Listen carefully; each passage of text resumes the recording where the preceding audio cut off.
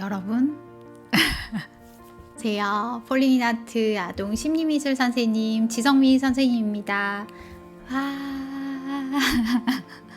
제가 개인적으로 지난달에 너무 아프기도 아프고 또 개인 사정이 있어서 지난달 영상을 하나밖에 한 달 동안 업로드하지 못했더라고요. 근데도 구독자님들이 계속 늘고 또 많이 기다리실 것 같아서 제가 오늘 조금 몸이 괜찮아져서 추스리고 촬영을 하려고 합니다. 네, 제가 오늘 한번 해볼 이야기는 창의 미술에 대한 이야기를 해보려고 해요.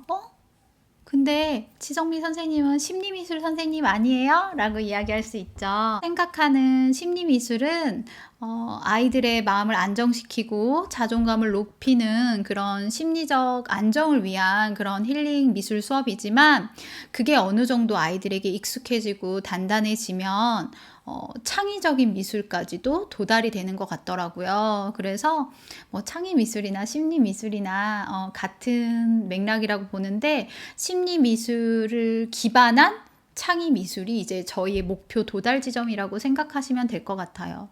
그래서 오늘은 창의 미술은 어떠한 것이고 아이들이 창의성을 길러주고 그러한 미술 능력을 갖추어 주려면 어떤 것들이 필요하고 또 어떻게 지도해야지 창의 미술인지 그러한 부분에 대해서 오늘 얘기해 보려고 합니다. 오늘도 굉장히 재밌고 즐겁겠죠? 그쵸? 또 끝까지 함께 해주세요. 제가 오늘 너무 힘이 많이 없죠? 이게 되게 아팠던 게 좀 크네요. 텐션이 안 올라오는데? 네, 그러면 오늘도 끝까지 함께 해주세요. 말로 미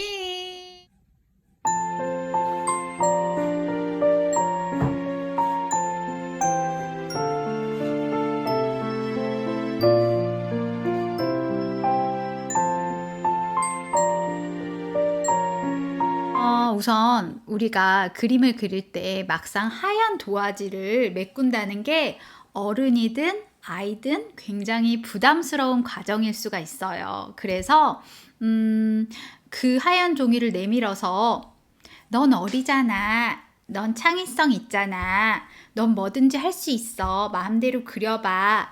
이러는 것들은 저는 굉장히 아이들한테 폭력적인 아주 무서운 행동이라고 생각해요. 그래서 저는 최대한 아이들과 먼저 편하게 마음을 이렇게 주고받고 그 다음에 아이들에게 도식화되어 있는 그림을 보여주거든요. 뭐 도식화된 그림이라는 건 구글이나 네이버에 이미지 찾아보면 뭐 사과 이미지, 비행기 이미지, 뭐 여러 가지 꽃 이미지 그런 것들 있잖아요. 그런 것들을 프린트해서 조금씩 그려보는 거죠. 네. 그러면 이제 어머님들은 이렇게 얘기하세요. 선생님, 그렇게 그리면 애들이 그런 그림만 그려요. 라고 얘기할 수 있는데, 사실 그런 그림만 그릴 수 있어요. 하지만, 무턱대고 그냥 하는 것보다 그런 것들을 통해서 눈과 손을 협응해서 이 이미지를 머릿속에 어느 정도 저장하고 그런 경험을 갖는 게 굉장히 아이들한테 중요한 포인트가 되거든요.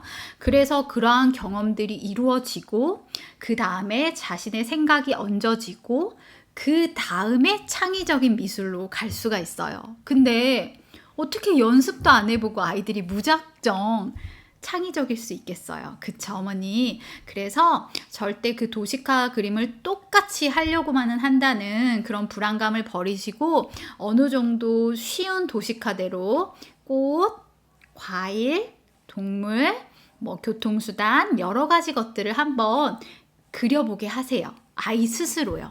엄마가 그려주지 마시고요. 그래서 그것들이 연습이 잘 되면 어느 순간 아이들이 응용을 해요. 아, 저번에 토끼를 이렇게 그렸는데 이번엔 그 토끼에 리본을 달아줘야지. 이번에는 토끼 귀를 좀 찡긋해줘야지. 본인 스스로 어느 정도의 자신감이 확보되면 거기에 응용을 해서 창의성이 조금씩 나와요. 창의성이라는 게 별게 아니거든요. 어떠한 것에 자신의 생각과 자신의 감정과 자신의 그런 아이디어 같은 거를 조금씩 이렇게 버무리는 게 창의성의 하나라고 생각하기 때문에 그러한 연습들이 이루어지면 그 다음에 창의적인 그림은 나올 수가 있는 것 같아요. 그래서 꼭 잊지 말아야 되실 게 도식화된 그림으로 그림 연습을 많이 시켜준다. 꼭 본인 스스로 엄마가 그려주는 거 없이.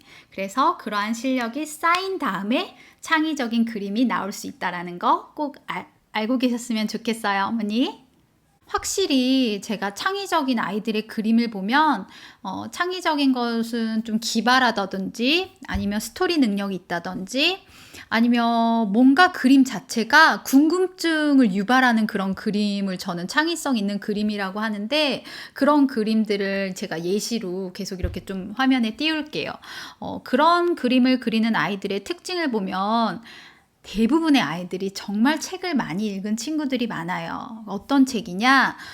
창작 동화도 있지만 실제 사실을 바탕한 과학책이라든지 아니면 자연관찰책, 아니면 위인동화, 역사동화, 아니면 그리스 로마 신화, 이런 약간의 사실을 기반으로 한 그런 배경 지식을 풍부하게 해줄 수 있는 그런 책들을 좋아하는 친구들이 확실히 그림이 스토리 능력이 탄탄하고 또 자신의 생각도 뚜렷하고 관찰력이나 여러 가지 것들이 남들보다 뛰어나다는 걸 제가 항상 아이들을 가르치면서 느끼는 것 같아요. 그래서 저는 제가 미술 선생님이지만 항상 어머님들께 강조하는 게 독서거든요.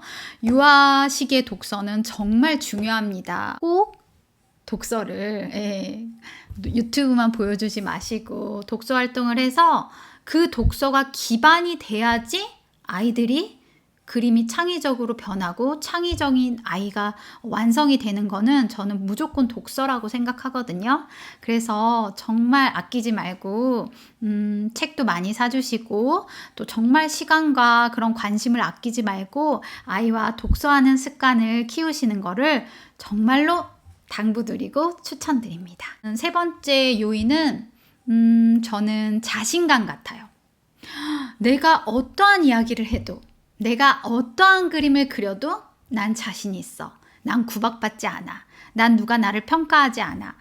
그런 자신감이 있는 기죽이지 않는 양육을 할 때만이 저는 창의성 있는 아이로 크는 것 같아요. 그래서 요즘 어머님들이 아무래도 정보가 많고 또 영유를 다니고 또 여러 학원을 보내다 보니까 계속 견주고 비교하고 우리 아이를 이렇게 평가하는 그런 거에 굉장히 목숨을 거는 그러는 학부모님들이 많으신데, 우리 아이는 우리 아이 존재 자체만으로도 저는 유일무이한 아이라고 생각하거든요. 그리고 그림도 유일무이해야 된다고 생각하는 선생님이에요. 그래서 절대 저는 아이를 기죽이거나 또 아이의 그림을 제가 막 평가하지 않습니다. 그래서 어머님들도 우리 아이에게 4, 5, 6, 7세는 정말 자신감이나 자존감이 중요한 유아기이기 때문에 이때만큼이라도 좀 우리 아이를 기죽이지 않고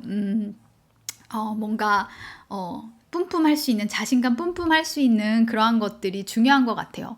뭐 길을 살려야 된다고 해서 애가 잘못된 행동을 하거나 에티켓에 벗어나는 행동을 할 때 그냥 그것을 봐주는 것이 아니라 그거는 당연히 어느 정도의 제지가 들어가고 아이에게 잘못된 것을 가르쳐 줄 수 있어야겠죠. 하지만 제가 말하는 기죽이지 않는 육아라는 것은 아이들이 진짜 잘한 것이 있을 때, 또 열심히 하는 것이 있을 때 평가하지 않고 그 자체로 칭찬해 주는 게 저는 자신감을 줄 수 있는 그런 육아라고 생각하거든요. 그래서 그러한 것들을 꼭 아이들에게 내적으로 단단하게 심어주면 정말 아이는 창의성 있는 그림을 그려내고 그 그림을 꼭 부모님에게 보여주고 그것을 공유하려고 할 거예요. 그래서 어머님들도 그러한 점을 명심하셨으면 좋을 것 같습니다. 이렇게 세 가지 방법을 말씀드렸는데요. 오늘 영상도 도움이 되시길 바랍니다. 제가 너무 오늘 힘이 없고 기운이 없죠? 다음번에는 꼭 좀 많이 먹고 힘내가지고 돌아올게요. 네, 그럼 오늘 영상이 도움이 되셨다면 좋아요, 구독, 알림 설정 해주세요. 우리 다음 시간에 또 만나요. 안녕!